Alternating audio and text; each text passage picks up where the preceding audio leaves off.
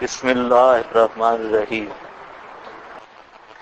یخادعون اللہ، یخادعون اللہ، دھوکہ دیتے ہیں، دغا بازی کرتے ہیں اللہ سے، والذین آمنوا، اور ان سے جو ایمان لائے، وما یخدعون، اور نہیں دھوکہ دیتے، الا انفسہم، مگر اپنے آپ کو، وما یشعرون، اور حالانکہ سمجھتے ہی نہیں ہیں، ایسی بدھو کمپنی ہے، وما یشعرون، شعور ہی نہیں رکھتے، فی قلوبہم مرض، ان کے دلوں میں بیماری ہے، فزادہم اللہ، بڑھایا ان کو اللہ نے، مرضا، از روئے مرض کے، فلہم عذاب علیم، واسطے ان کے عذاب ہے دردناک، بما کانوا یکذبون، بسبب ان کے جھوٹ کہنے کے، بما کانوا یکذبون، بسبب ان کے جھوٹ کہنے کے، بما کانوا یکذبون۔ یخادعون اللہ، یہاں پر بھی اشکال ہے کہ دھوکہ دیتے ہیں اللہ کو اور ایمان والوں کو، تو بھئی خدا کس کو کہتے ہیں؟ خدا کا مطلب تو ہوتا ہے ایک چیز ظاہر کی جائے، ایک چیز چھپائی جائے اور اس کے خلاف ظاہر کیا جائے۔ خدا کس کو کہتے ہیں؟ کہ دکھائی ایک ہاتھ جائے اور مارا دوسرا جائے۔ اصل میں خدا لومڑ کو کبھی آپ نے دیکھا ہو؟ لومڑ کی جو دم ہوتی ہے نا، لومڑ کی دم ہوتی ہے، وہ بڑی سی دم ہوتی ہے اور اس پہ بہت بڑا بال ہوتے ہیں۔ وہ جب گیدڑ کے پیچھے شکاری دوڑتے ہیں، گیدڑ کی عادت ہے، گیدڑ جو ہے دم اس طرف رکھتا ہے، اس طرف، اور جاتا اس طرف ہے، تو دم اس کی ہوتی ہے بڑی سی، وہ دم لگائے گا ادھر کے کتے یا جو شکاری سمجھے کہ ادھر جا رہا ہے، اور سری لگائے گا ادھر، نکلے گا ادھر اور دم ادھر، اس کو کہتے ہیں خدا۔ اصل خدا اسی کو کہتے ہیں۔ تو ہماری بولی میں یہی ہے، دکھلانی ایک اور مارنی دوسری۔ تو یخادعون اللہ، یہاں پر اشکال ہے کہ دھوکہ کرتے ہیں اللہ سے۔ دھوکہ تو اس سے کیا جاتا ہے جس کو پتہ نہ ہو، دھوکہ تو اس سے کیا جاتا ہے جس کو پتہ نہ ہو۔ اللہ تو عالم ما کان ما یکون ہے، تو اللہ سے کیسے دھوکہ کرتے ہیں؟ کوئی بات سمجھی ہے یا نہیں سمجھی؟ دھوکہ کس کو دیا جاتا ہے؟ جس کو پتہ نہ ہو۔ اگلے کو پتہ ہو تو دھوکہ دیا جا سکتا ہے؟ تو یخادعون اللہ، اللہ کو دھوکہ دیتے ہیں۔ یہ عجیب بات ہے، اللہ کو تو سب کچھ پتہ ہے، تو اللہ کو دھوکہ دے کیسے سکتے ہیں؟ یہ تو ممکن ہی نہیں۔ اس کے جواب دیے مفسرین۔ اس سوال سمجھ آیا تو جواب سمجھ آئے گا۔ جواب یہ ہے کہ کئی جواب دیے۔ ایک جواب یہ دیا کہ یخادعون اللہ، اصل عبارت ہے یخادعون رسول اللہ یا یخادعون اولیاء اللہ، اللہ کے اولیاء یعنی صحابہ کو دھوکہ دیتے ہیں۔ یخادعون رسول اللہ، اللہ کے رسول کو دھوکہ دیتے ہیں۔ یہ دوسرا جواب یہ ہے کہ ہاں بھئی، جہاں لفظ اللہ کا ذکر بطور تحسین کے ہے، لفظ اللہ کا ذکر بطور تحسین، اصل مقصود ہے والذین آمنوا، مقصود وہ ہے۔ اور جو ہوتا رہتا ہے جس طرح خمس کے بارے میں آیا للہ ورسولہ، اللہ اور اس کے رسول کے لیے خمس ہے، تو وہاں خمس کا مسئلہ اللہ کا لفظ بطور تحسین کے ہے۔ سورہ انفال میں بطور تحسین کے ہے، خمس کس کے لیے؟ رسول کے لیے ہے، اور لفظ اللہ بطور تحسین کے۔ اس کی قرآن پاک میں اور بھی بہت ساری مثالیں ہیں۔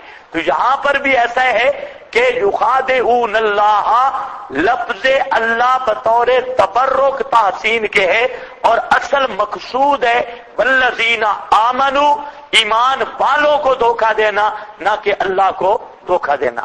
کتنے جواب ہو گئے؟ دو۔ تیسرا جواب یہ ہے کہ واو تفسیریہ ہے۔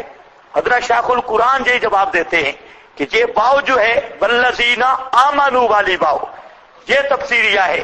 اب ذرا اندر دیکھ کے معنی کرو. یخادعون اللہ، دھوکہ دیتے ہیں اللہ کو یعنی مومنوں کو. دھوکہ دیتے ہیں اللہ کو یعنی مومنوں کو. یہ بہت تفسیریہ ہے، یعنی مومنوں کو. کیوں؟ اللہ نے فرمایا کہ یہ صحابہ ہیں اولئک حزب اللہ. اولئک حزب اللہ، یہ اللہ کی فوج ہے، اللہ کی فوج ہے. فوج کو دھوکہ دینا کمانڈر کو دھوکہ دینا ہے. فوج کو دھوکہ دینا کمانڈر کو دھوکہ دینا ہے.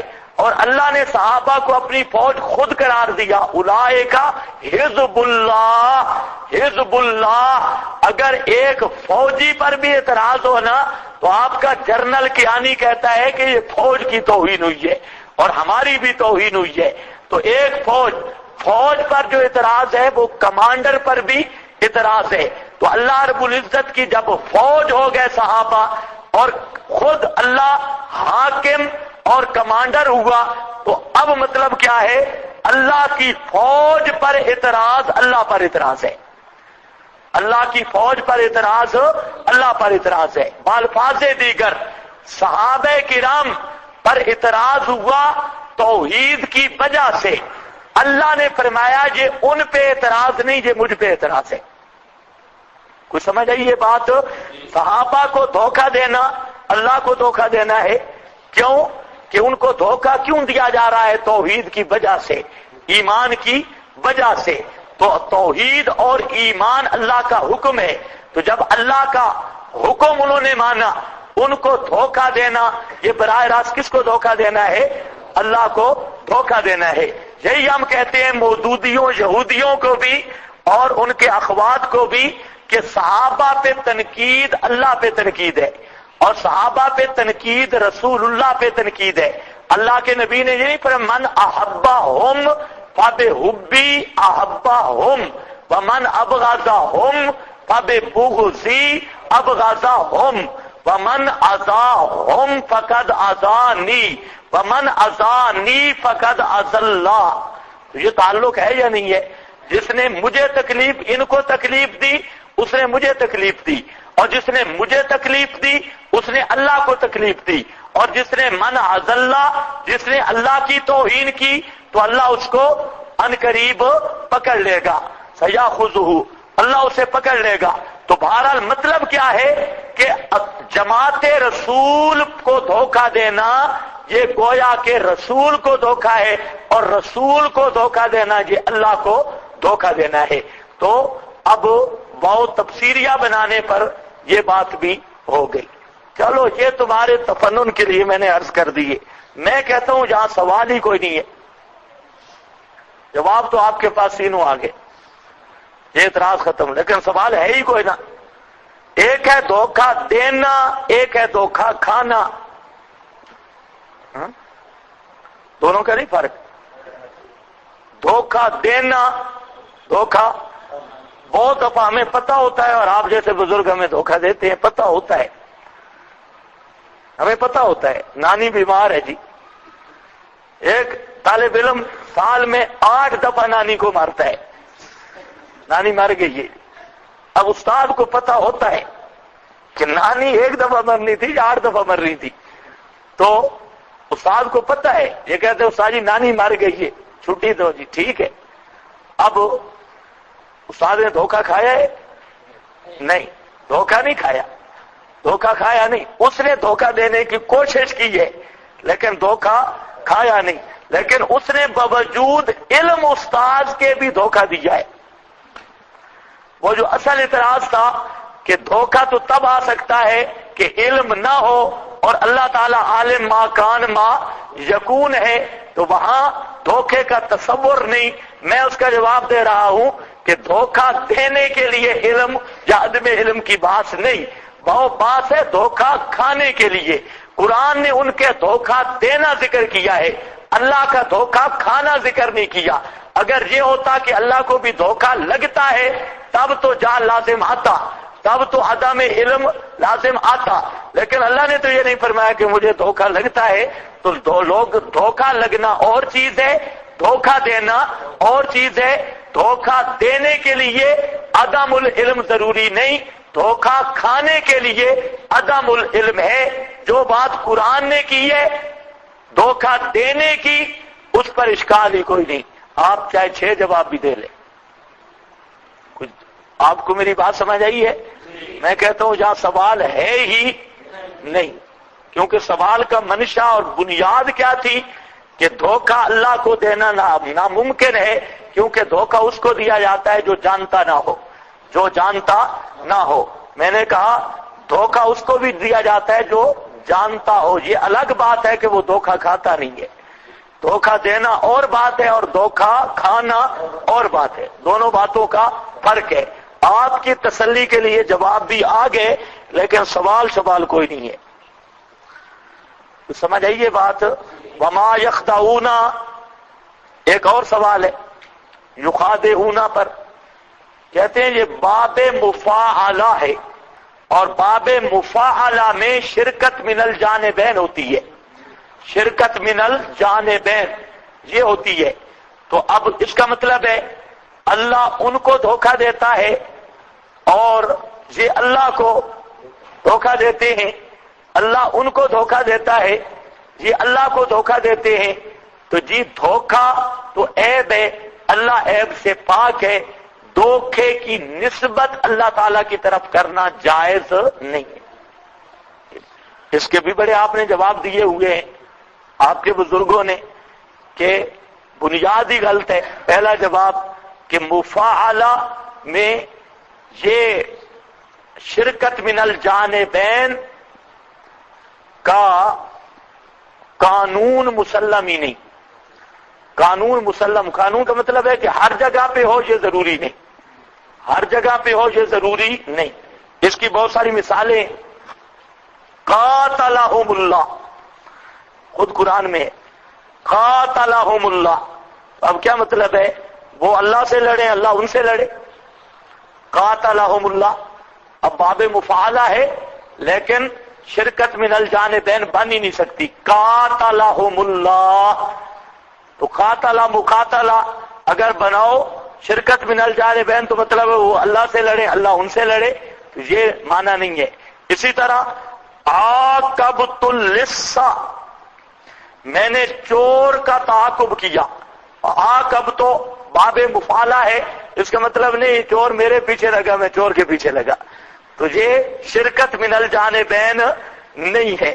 تو اسی طرح متعدد مثالیں ہیں، لہذا یخادعون اللہ، یہاں پر بھی اللہ کا دھوکہ دینا نہیں ہے، شرکت من الجانبین نہیں بلکہ من جانب واحد حکم ہے، ایک۔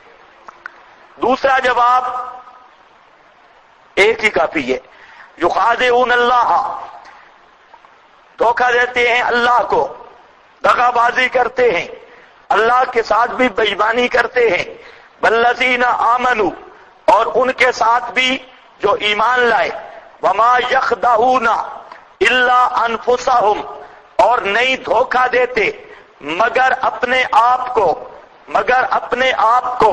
پھر سوال ہے کہ اپنے آپ کو دھوکہ کیسے دیتے ہیں؟ اپنے آپ کو دھوکہ آ سکتا ہے اگر آپ کا تھوڑی سی توجہ ہو تو پچھلی بات جو میں نے کی وہ جہاں دلیل بھی اس کی آ گئی کہ ہر دھوکے کے لیے عدم علم ضروری نہیں۔ اب جہاں نسبت آگے اپنے آپ کو دھوکہ دیتے ہیں تو اپنے بارے میں بھی جاہل ہے، عدم علم ہے۔ یہاں مراد کیا ہے؟ وما یخدعون الا انفسہم وما یشعرون، نہیں دھوکہ دیتے مگر اپنے آپ کو۔ مطلب کیا ہے؟ اس دھوکے کا نتیجہ خود بھگتنا پڑے گا، تو نہیں دھوکہ دیتے مگر اپنے آپ کو۔ مطلب کیا ہے؟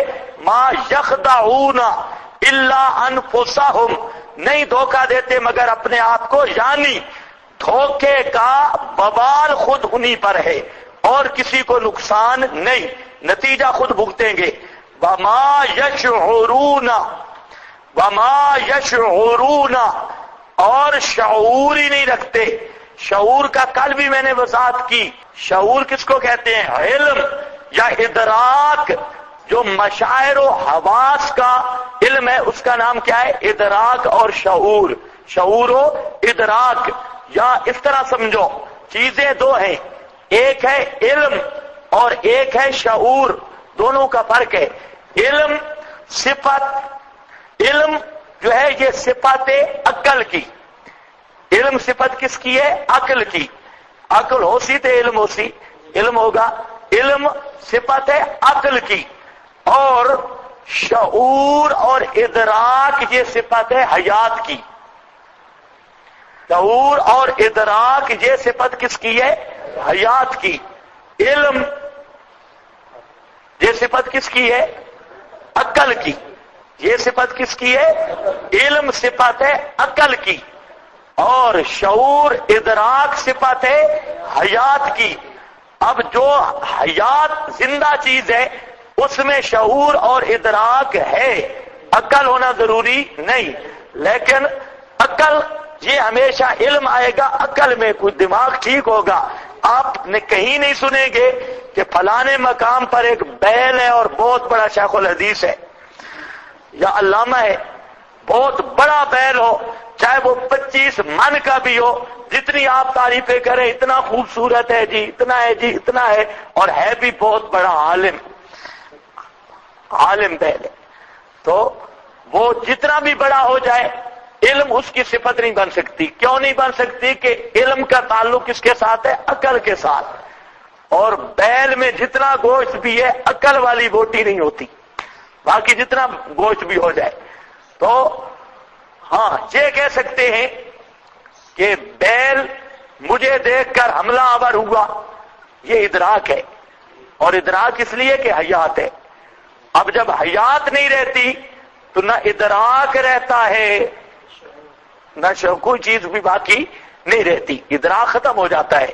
یہ تو بالکل اب چبلوں کی پارٹی اٹھی ہے نا، جو بدیہات عبلیہ کے بھی منکر ہیں، لا ادریہ، جو کہتے ہیں مر بھی گیا ہے اور سن بھی رہا ہے، مر بھی گیا ہے اور دیکھ بھی رہا ہے. واہ چبلو، مر بھی گیا، ادھر مردہ ادھر دیکھتا، ادھر مردہ ادھر سنتا. حالانکہ اللہ پاک نے مردہ کو لا یسمعون کی جگہ پہ رکھ کے بتایا کہ مردے کا نہ سننا اتنا واضح اور بدیع ہے کہ لفظ مردہ کا بولو یا لا یسمعون کا بولو ایک ہی ہے. ورنہ آپ دیکھیں انما یستجیب الذین یسمعون، حالانکہ آنا کیا والذین لا یسمعون. یسمعون کا تقابل الموتا کے ساتھ ہوتا ہے یا یسمعون کا تقابل لا یسمعون کے ساتھ ہوتا ہے؟